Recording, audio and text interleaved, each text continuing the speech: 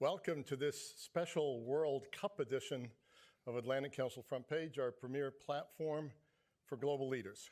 I'm Fred Kemp, I'm President and CEO of the Atlantic Council, and I'm delighted today to welcome Andrew Giuliani, the Executive Director of the White House Task Force for FIFA World Cup 2026, to talk about the games. Welcome here.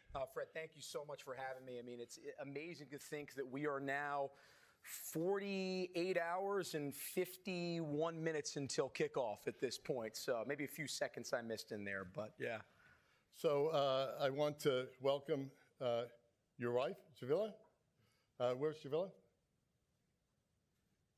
She's coming in right now. Oh, she's coming in now. Okay, and your daughter will be coming in as well, Grace. We've got the ambassador from Morocco. We've got representatives from various other embassies, a few board members, our executive vice chair, Adrian Arst, who is so incredibly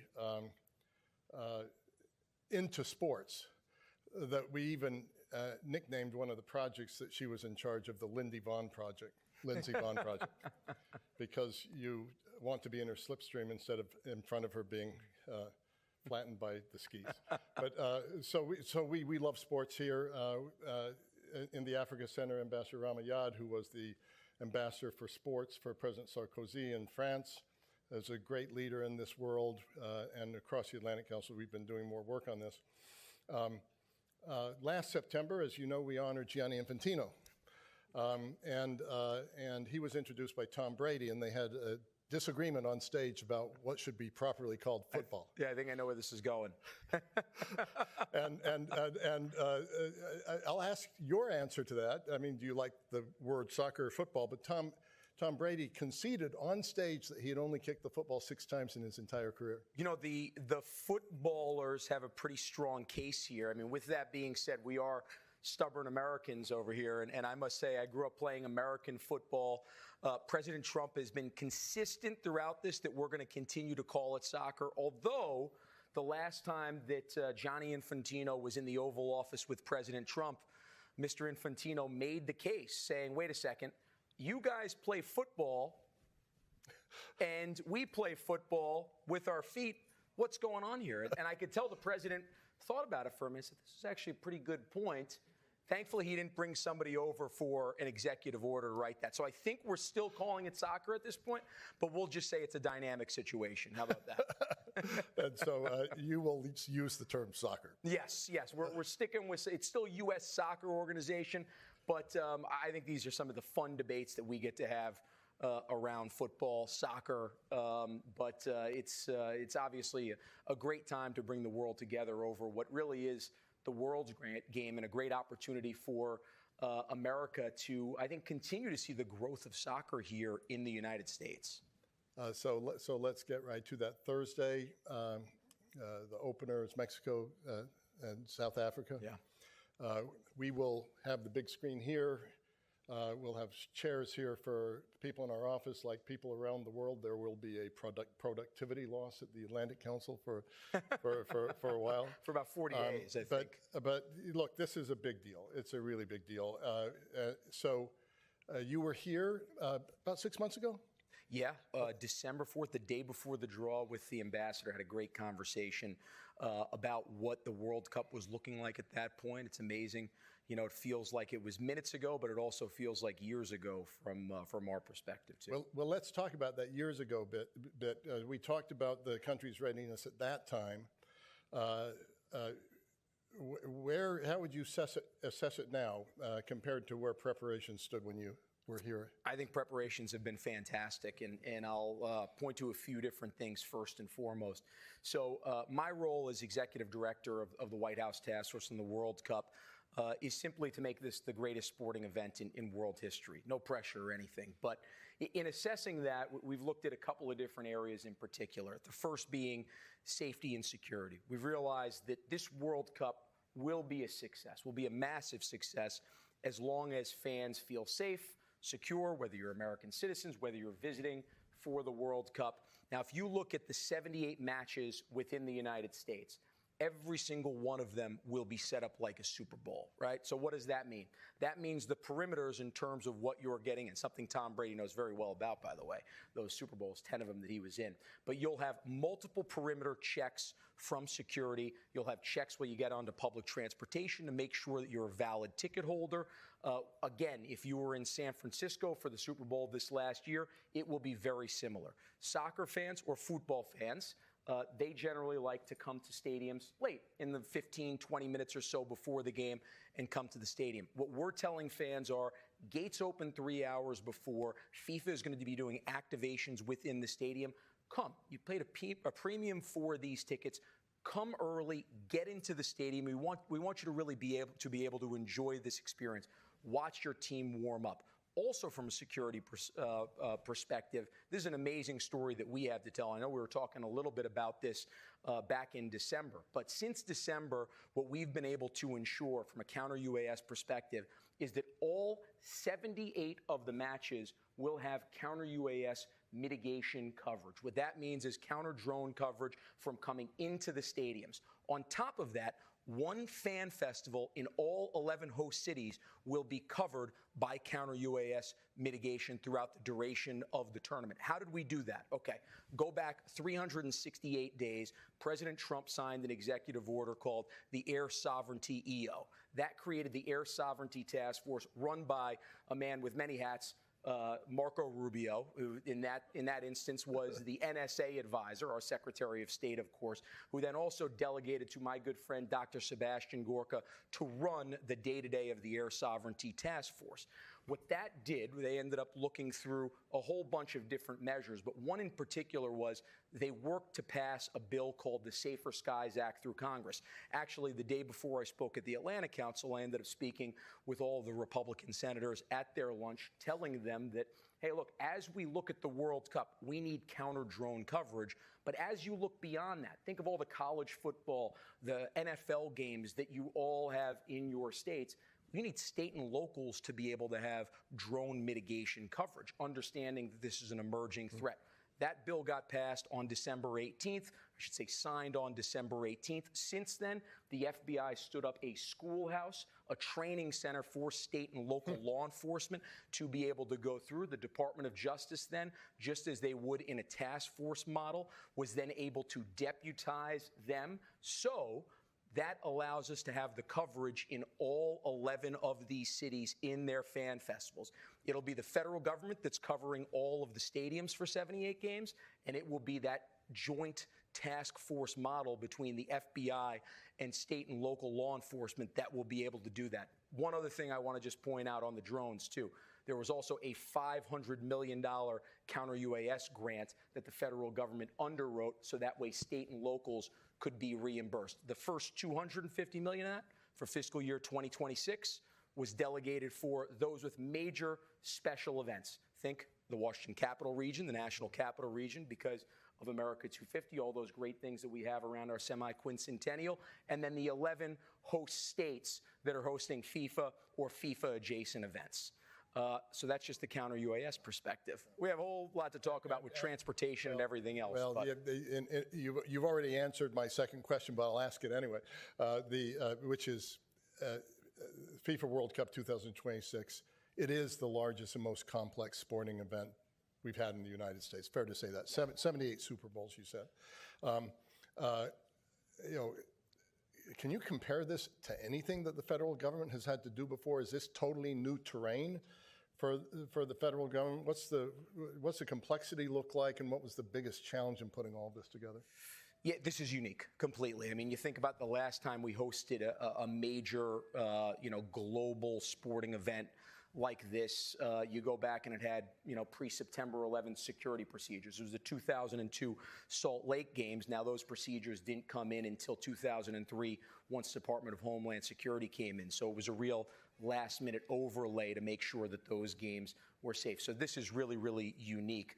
To the point we were making before, though, you think about those 78 matches. When we think about a Super Bowl, you have state and local law enforcement along with the federal government that descends upon one place, whether this year it was Santa Clara and San Francisco, for a week. They descend there, The circus leaves town the Monday after the Super Bowl, and they go back. This is 78 of those over the course of 39 days. You have Canada and Mexico. You're talking about 104 of those over a 40-day stretch. This is completely unique. Then add on top of that Sail Forth 250 in 5 of our cities across the United States that started in New Orleans recently, that ends in Boston. I know we'll go through New York on July 3rd and all the tall ships that will be going through New York Harbor, I think between July 1st and 9th. You add all the semi-quincentennial events from Freedom 250, America 250, a small fight that's going to be on 1600 Pennsylvania Avenue here in a couple of days, which I'm sure you guys have heard about as well.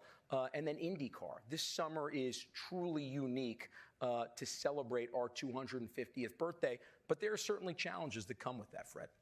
Yeah, I can imagine a host of them. So first of all, let me remind people listening virtually, those here in person, the way to submit questions, and we'll get to those as we go along, is on Zoom using the Q&A function, or on X using /AC front page. And for those here with us in the studio, raise your hand and our staff will bring you an iPad to submit questions for the guests. We really have to do it this way this time. We'll get to those a little bit later on. That is a segue to a question that's actually online, that is the next one I was going to ask anyway, which is, what are the advantages and challenges of first-time multi-country hosting of the World Cup? Only once before, 2002, was a Men's World Cup co-hosted by more than one country, South Korea and Japan. And so talk to us about the complexities of that. Sure, and I think this is a model. If you go look forward at the 2030 World Cup, and I see many of my friends in the audience here between Morocco and Spain and Portugal. I know that World Cup will also have a game in Argentina, I think Uruguay and Paraguay as well. So when you think about games played over 3 continents, descending upon Spain, Morocco, Portugal at the end, you realize that this World Cup really is becoming global, not just in who's participating, but in who's hosting this. So it'll be fascinating to see over the next decade or two what this evolves to. But at least in terms of the first iteration of this, I think the United States of America is as positioned, probably better positioned than anybody, to be able to host the first 48-team World Cup, along with Canada and Mexico. I think the work that we've done with those countries, think about some of the health restrictions recently that we've had to put in place because of some of the issues with Ebola in DRC and Uganda.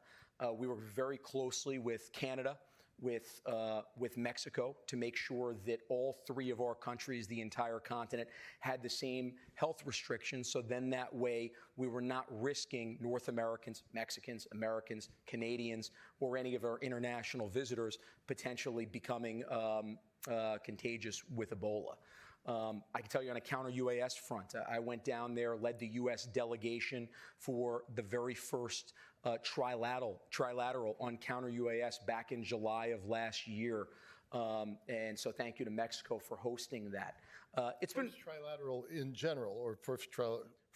I apologize. Yeah. First trilateral on counter-UAS, yeah, that's on what counter drones. Yeah. Exactly. Interesting. And the World Cup was really kind of the push on that. I mean, we've seen a lot of policies, both domestically and internationally, between our 3 countries that have been able to be advanced with the World Cup being that short target here in front of us, understanding how unique it is to have an entire continent. And by the way, that's going to make it so exciting and so incredible for fans, right? I mean, you're going to get a very different feel and culture, let's say, in Toronto than you might in Miami, than you may in Guadalajara. I mean, it's really 16 different events, right? And from my perspective, even, being a New Yorker, right, thinking about the difference between New York and Dallas, and then Kansas City and Los Angeles. I mean, it's really going to be an unbelievable opportunity over our 250th birthday to throw one heck of a birthday party, with the World Cup being the major event there in the middle of it.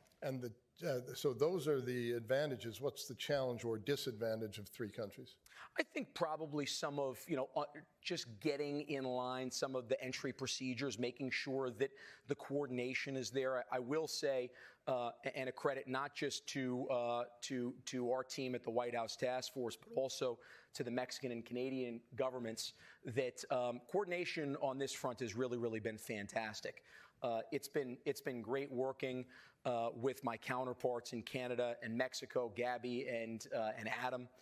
We actually just did a great handoff event at the United Nations just a couple of weeks ago that was really a great honor. As somebody who grew up 2 miles away from the United Nations and probably has passed that building 10,000 times, to see the American flag on the back there.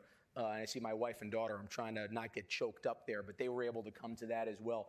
It was a very prideful moment for me as somebody who's a New Yorker and who's an American and understands the global significance of this World Cup. It also reminds me, as a kid, going back to the 1994 World Cup, I remember being an 8-year-old when the World Cup was here.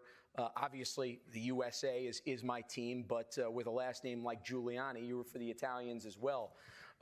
Italy and Ireland played this incredible match in the Meadowlands. Italy was favored to win by a couple goals, and Ireland ended up upsetting the Italians. I remember back at Gracie Mansion, there was a joint event that was going to have the Irish and the Italians, and everybody going into it was expecting, okay, Italy will win. It might be a close match, but Italy will win. The Irish won. It was like a St. Patrick's Day celebration all over again. I think the bagpipers came in the last minute. Italy then ended up making this incredible run on the shoulders of a gentleman by the name of Roberto Baggio, who ended up scoring 5 goals over the 3 knockout games to get them to the final. A lot of people remember Baggio because at the very end of the final match, he missed a penalty kick. But what I remember Baggio for is the fact that he was able to put a country, a national team on his shoulders, take them there. And the perseverance we learn in sports through failure, right? I mean, it's one of those things that we in life have to deal with failure. And I see my 4-year-old daughter there. It's so important as a father to be able to instill that in her and be able to learn that, hey, if you fall down, you get yourself back up and you go and figure out what you can go accomplish next. And I think that Baggio is an incredible, incredible example. But I guess this is me rambling on as an 8-year-old. But I really hope that everybody gets to look at this World Cup through a child's eyes, because it's such an incredible, incredible moment for the world and for the United States. And Zavila and Grace, we greeted you both before you got in here, so it's really wonderful to have the two of you here. Fred, if anybody knows my history, my daughter's much more behaved than I am, because she'd be up on stage right now if she were me. So good job to her mother on that one. There we go. So I also I recognize the ambassador from Morocco. I also want to recognize the Panamanian ambassador to the OAS. Thank you so much for being here as well. Again, a question has come up on screen. I'm going to push it, and that way you'll all see it. That really was in my questions as well. So the 2026 World Cup is often discussed in terms of sports and economics. From your perspective, this is from Syed, from your perspective, what is the most important diplomatic or strategic opportunity that this tournament presents for the United States? I would say more than anything, right, this is, and I've kind of addressed this earlier, but this is not just happening in a vacuum, right? This is happening over our 250th birthday. From a United States perspective, what an amazing opportunity to the largest platform you can imagine. We make the Brady and soccer reference, but the truth is 130 million people watched the last Super Bowl. 1.6 billion watched the last World Cup final. We're expecting over 2 billion people to watch this World Cup final. It is unbelievable when you think about the global reach of soccer, especially when you're dealing with the World Cup. What an incredible opportunity to be able to show off American exceptionalism, the true greatness of the United States of America to the largest platform that you can imagine, and also the hope and promise of the United States as well. So I'm seeing people raise their hands, but you're going to have to grab a iPad to submit questions in this instance for the guests. And I think we have our team around that can provide that for you. There's somebody there, yeah. We're actually passing mics. Oh, are you passing mics? Okay, then let me just ask one or two more questions, and I'll go to mics. I misunderstood. This was what was in my notes.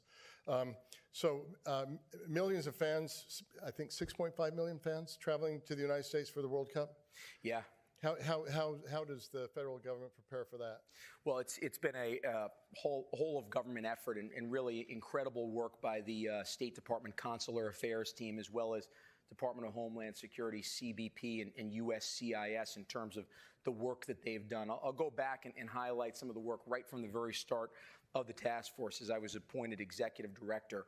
On the second or third day, I went over to the State Department, met with the Consular Affairs team. Since then, Assistant Secretary Namdar has been confirmed and leads that.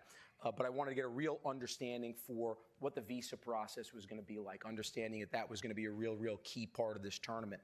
I can tell you some of the amazing statistics that have happened over the last year alone. They're really nothing short of incredible. First off, the 19 ESTA countries that have qualified, right? So England, Scotland, France, Portugal, all the ESTA countries that have qualified. The 19 ESTA countries that have qualified in the first half of this fiscal year, so from October 1st, 2025 to March 31st, 2026, Consular Affairs has processed, CBP has processed over 5 million ESTAs for this World Cup alone. Unbelievable effort in terms of what they've done.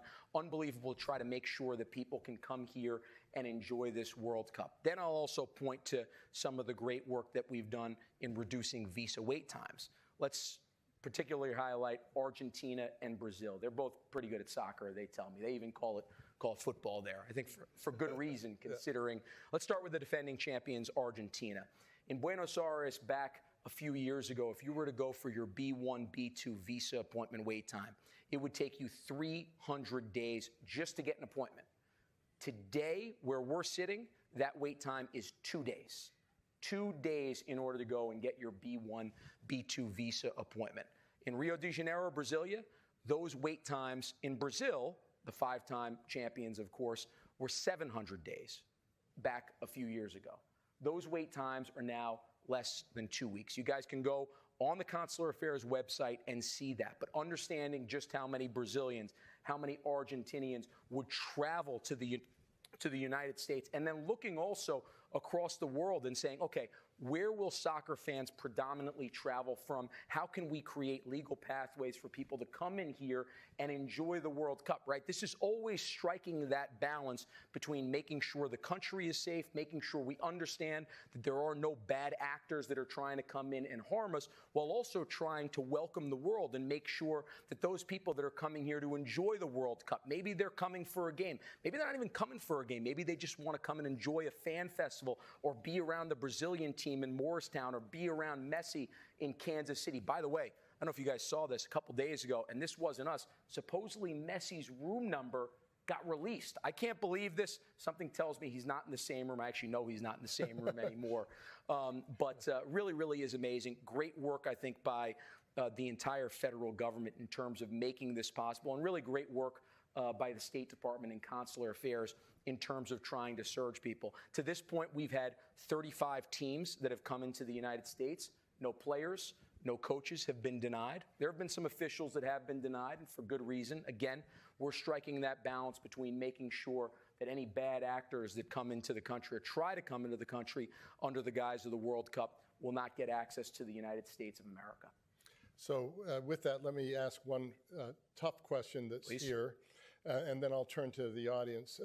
From Jose Labenia, there's a lot of talk abroad about how the United States blocking the entry of referees from Africa, Iranian coaching staff, national team fans. What are the actual reasons for these measures, and is it a bureaucratic error? Sure, we'll take these one by one. So there's been one referee who has not been admitted, and while I can't go into the details, what I can tell you high level is it was for very good reason. I support that decision. I was speaking directly with the Secretary of Homeland Security and the Commissioner of CBP on Sunday. The days are blending together. A couple days ago on this, and it was for very good reason that ultimately this referee did not get in the country. So only one referee, not multiple. Iranian coaching staff, all the Iranian coaching staff is coming in. There are some Iranian officials that are not coming in, again, for very good reason. Can't get into the particulars on that, but as you can imagine, there are some people that claim that they are coaches that may not be coaches. And for the national team, all 31 players have had their visas issued, 26 plus the 5 additional players as well. They're going to be able to come into the country the day before their match. They're basing in Tijuana, which is about a 25-minute flight to Los Angeles. So it'll be a real quick flight for them to be able to get up there. If they were to drive up LA, it might take 8 hours. So I definitely recommend that they end up flying.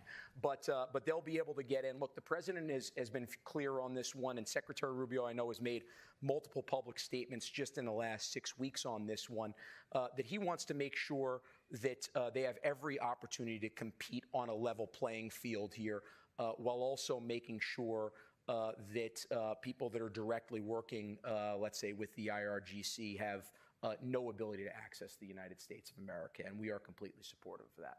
Thanks for that answer. So I've got a few people who've asked questions. I saw you first, so the first two here, and then we'll go to the gentleman in the back of the room. Thank you so much, Mr. Giuliani. Thank you for this. I'm Raquel with TV Global from Brazil. Two questions, if I may. The World Cup happens at a time the U.S. is at war with Iran, as we know.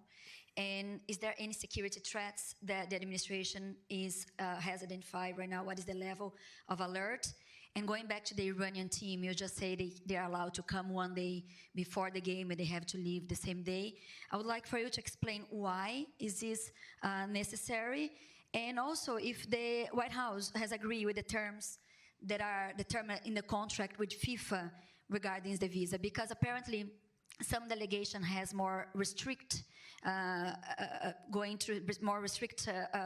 security than others, like Senegal, Uzbekistan. So I'd like to understand that why. What is the criteria? Is this different from different countries? Could you say the last part again? Sorry, I just want to make sure. Yeah, some teams are going through strict security checks, like Senegal at airports and Uzbekistan before getting into the stadium.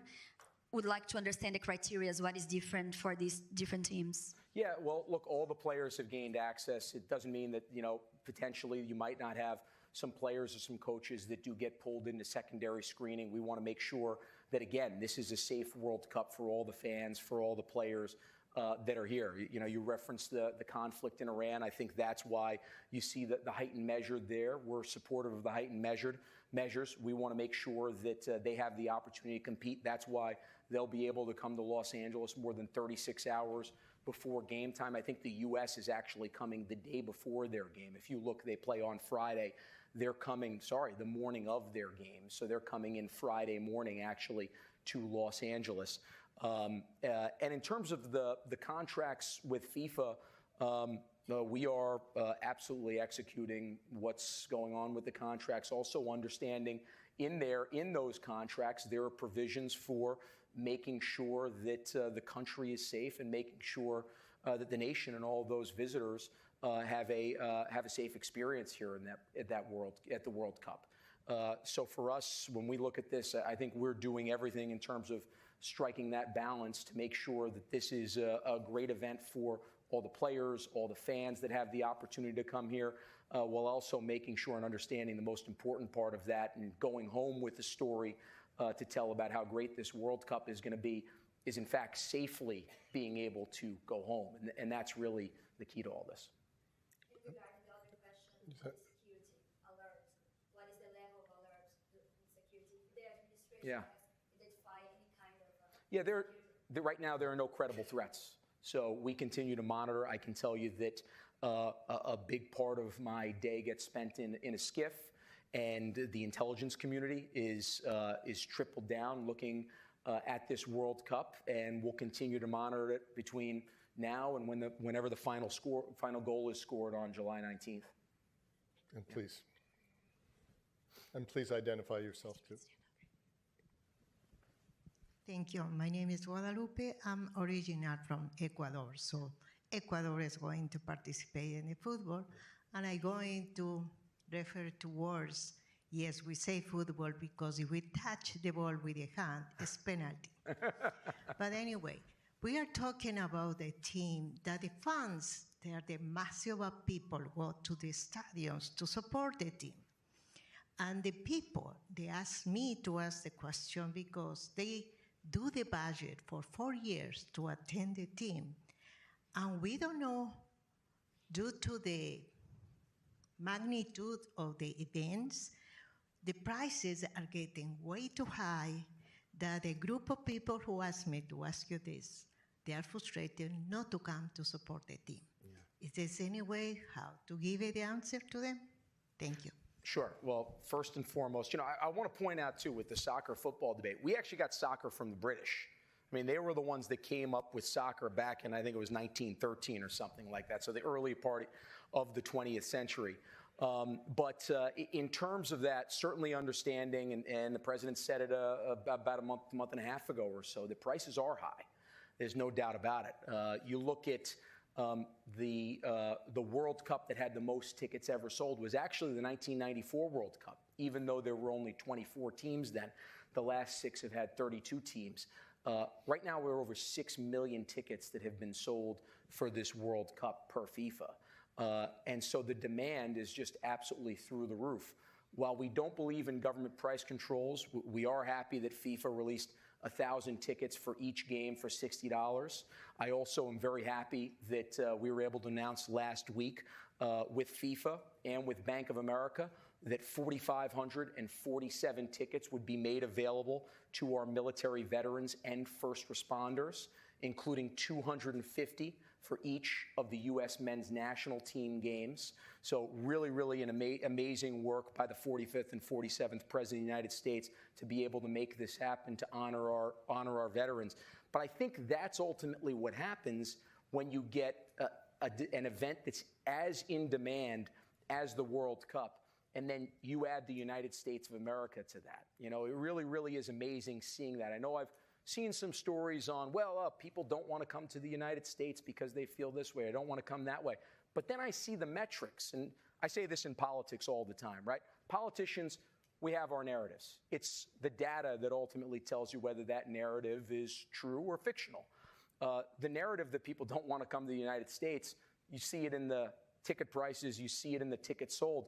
It's just false. There are over 6 million tickets that are sold. You can see the demand for these games. When you add the leadership of the president with this incredible, incredible World Cup and the golden age of, we'll call it the golden age of sports in the United States of America, you get what's going to be truly, I think, an incredible, incredible event. And the price of attending an Atlantic Council event and listening to Andrew Giuliani, and look at this pitch. Look at what we've and you got it right. It's a pitch right there. That took me a couple of days to make sure I got that right. But I would also point out there are games that are still available for less than $200. You can go out there and find some. Now, as you know, as you might imagine, Portugal and Portugal, Colombia, Morocco, Brazil, some of the teams that have a very long tradition of football, the Englands, the France, obviously, have a ton of demand for those games, whereas maybe some of the smaller countries that are newly qualified have a little bit less demand. But it will give people the opportunity to be able to go and enjoy the World Cup. And good luck in Philadelphia on Sunday, is it, right? Is that where we kick off? Yeah, that's right. Okay, that's a tough matchup, but it's going to be a good game. So I'm going to try to get all the questions. We're running a little bit short of time. I'm going to go here, the front, to the back, and then here, the front, then the gentleman right behind him. Thank you, Fred. Maybe I'll pick up 2 or 3 questions here. Thank you, Fred, and thank you, Mr. Giuliani. I see you recognize. Can you introduce yourself, please? Oh yeah, my name is Mohammed Saeed Wafi. I'm from. I'm producer with the Midi One TV, Moroccan International TV.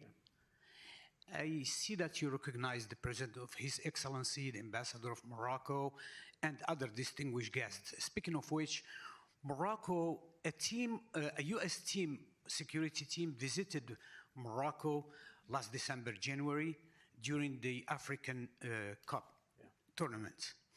And Morocco is part of your team, the task force at the White House. He was invited, as I know, if I'm not mistaken. So what did Morocco bring in cooperation with the U.S. in security-wise, and why Morocco? Yeah, so the IPCC, where we end up having basically representation from every country that is qualified, security representation from every country that is qualified.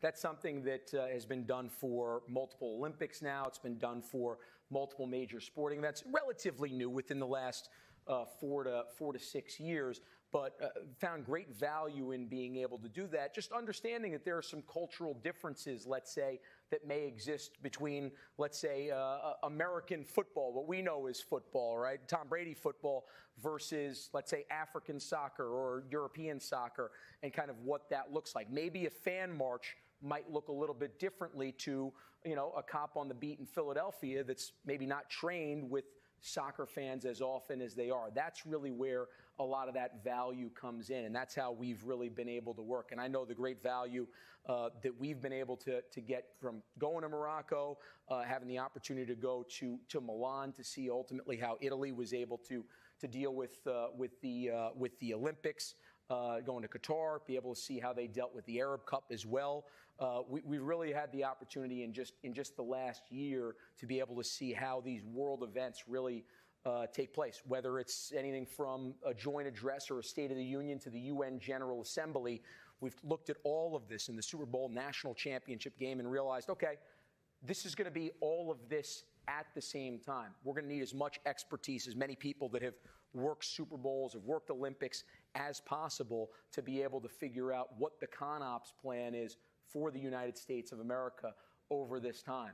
But I have to say, specifically with Morocco, in looking at the next World Cup, it's going to be amazing. Obviously, everybody knows the soccer prowess of Portugal and Spain, but seeing Morocco in their run to the semifinals last time, amazing, and that stadium, which sounds unbelievable. I think 120, 130,000 people. Can't wait to see what that looks like when that's finally built. Please. Thank you, Andrew. James Matthews from Sky News. Hi, James. Already people from Haiti, Senegal and Ivory Coast cannot come to this country to support their team in the World Cup. Given that, and given the people who are having complications getting into the United States, players, staff among them, and given their skin color, is there a danger that racial discrimination is seen to run through this tournament? And second of all, a Somalian referee, a man at the very peak of his profession, has been banned from the United States. Are we really expected to believe that he poses a security threat?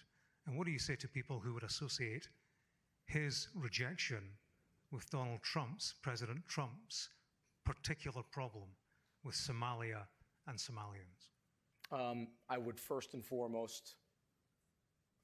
foremost say the premise to the question is wrong. The president, and we can see this by the numbers in terms of what he's done to create access for people of all different backgrounds, all different religious backgrounds, all different racial backgrounds. The president leans in on this stuff, and he's very, very excited to welcome the world, whether it's from Africa, whether it's from Europe, whether it's from South America here for this incredible World Cup. But what the president has been consistent on, and what I really support the president on, is we are not going to let bad actors into the United States for this World Cup or for any other reason. He has a commitment not just to American citizens, but to all those international visitors that are coming for this World Cup, that are coming for this Great America 250 celebration, to make sure that it's a safe and great time in the United States. And he continues to execute on that mission every single day. And I'm very, very proud to be his executive director of this White House task force. Thank you. Thank you for the answer. Let me just take these last. I'm sorry, ambassadorial rank. We're going to take 3 30-second questions. Please, it's a Please, lightning round. Mr. Ambassador. This will be a lightning round. These are quick touches, they call them No, soccer. I'm not going to ask a question. I'm going to testify.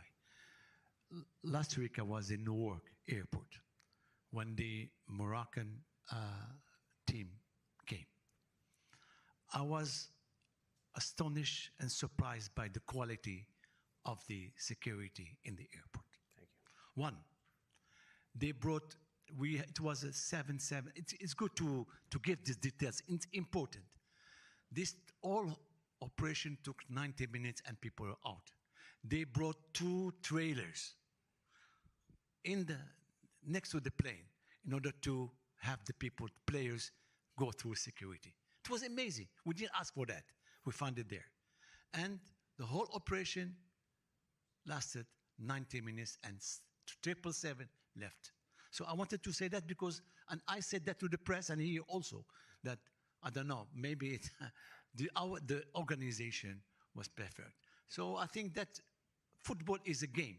There's always some problems of security, but we need to handle these issues, I think, with transparency, and this is good. But the game, and I will say another word, 90 minutes of football, and I'm a diplomat, 45 of diplomacy, 90 minutes gives result, bringing people together more than 4 years for a diplomat. Thank you. So running out of time, so just... Thank you, Ambassador. Yeah, thank you for that intervention. Thank you. Journalist from when I was at ESPN. Fred, I was actually here during the 2018 World Cup working at the Atlantic Council, so it's a pleasant deja vu.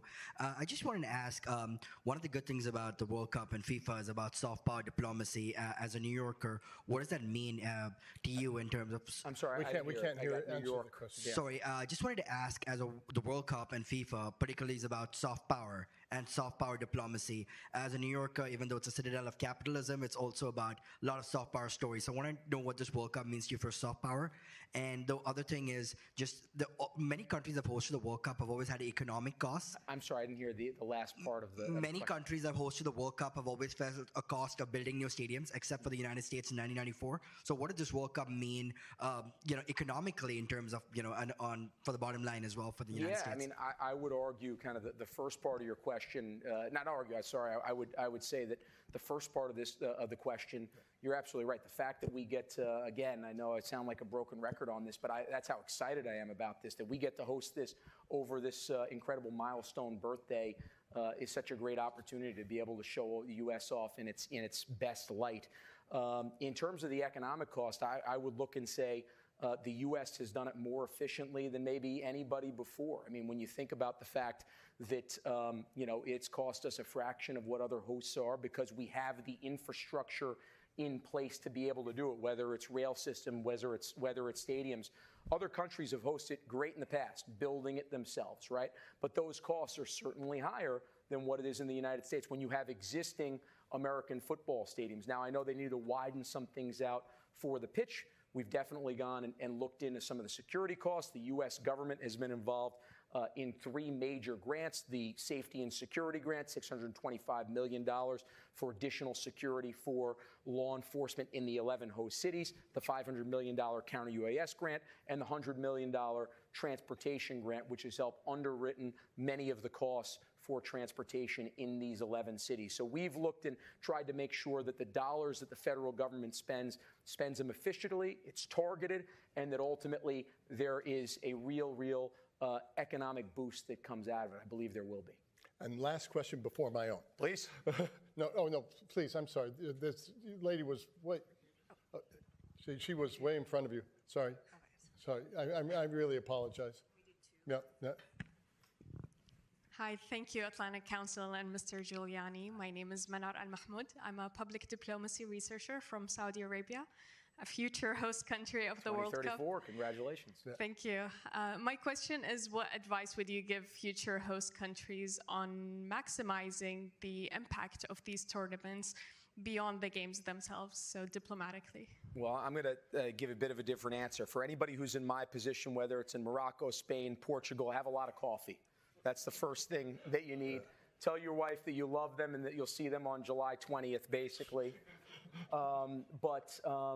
Look, I think there'll be an opportunity after this to really go through and figure out what we got right, maybe some of the things that we'll do better. And that's what I'm really excited about, not just for future hosts, but also for the United States going forward, right? In 2034, earlier that year, we'll be hosting a Winter Olympics. So you think it'll be that kind of handoff of major event from a Winter Olympics to Saudi Arabia there for the World Cup later that year. Same thing with obviously LA 2028, which is going to be incredible as well. Maybe a 2031 Women's World Cup to look forward to as well.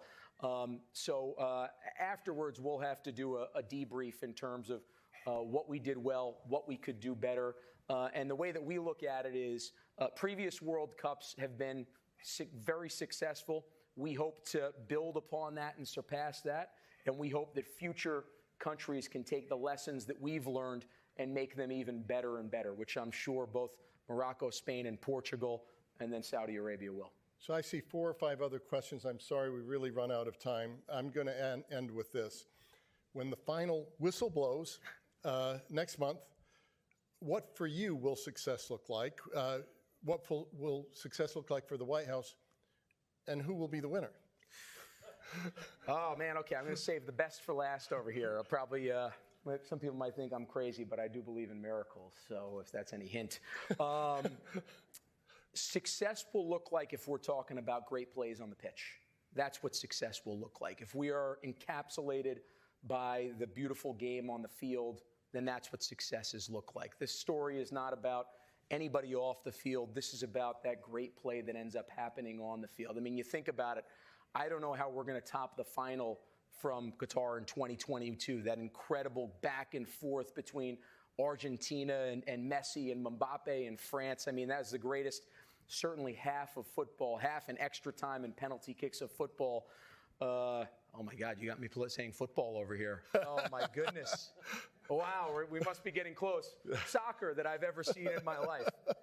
So really, really amazing. I think that's success. I think success from the U.S. standpoint is giving people the opportunity to see the United States, not in a new light, but really be able to see what I believe is the truth about the United States, is that we represent incredible ideals of freedom, not just for our country and our people, but for people around the world. And we're very, very proud of it in this golden age to be able to show that off to the world and enjoy it with the rest of the world as well.